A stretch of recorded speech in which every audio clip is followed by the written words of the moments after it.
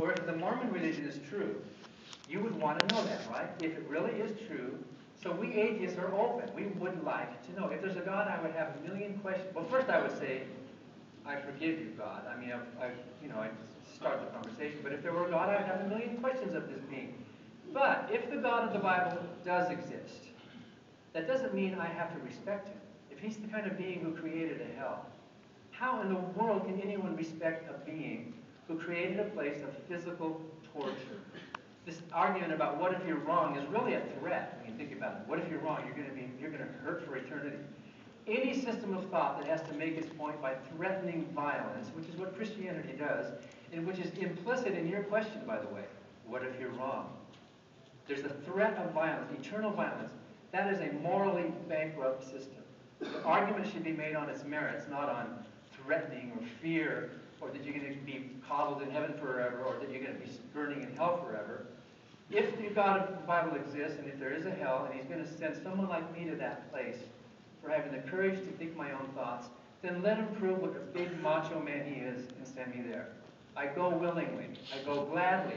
I will gladly suffer eternal fires of hell over pretending to bow at the feet of some monster who would create a place like hell, where my mother is burning right now. My mother died as an atheist.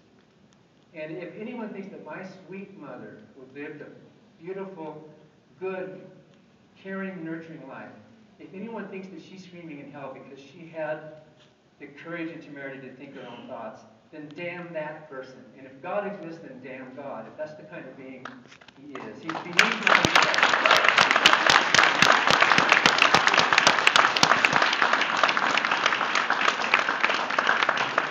And additionally, you should be ashamed to pretend to worship such a dictator and such a monster. You have more. You're better than that.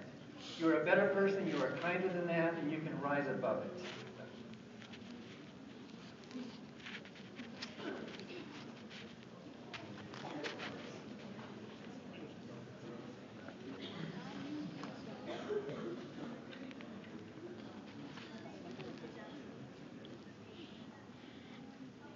I know you said that all of these reasons that prove that there is no proof. There is no proof that he exists. Has there ever been proof that he doesn't? Have you ever seen any proof that... I believe myself as an agnostic because I believe... I don't believe. I need to see some truth. So has there ever been any truth that we have found? Yeah, good question. You sometimes hear the claim, and it sounds good on its face, and I used to say this sometimes, absence of evidence is not evidence of absence. You hear that, don't you? Right? Because it could be. I mean, can you prove that leprechauns exist? I had a bowl of Lucky Charms the other day, and I saw a picture. Right? There's stories about leprechauns. There are people who believe in them. But I can't prove that leprechauns don't exist.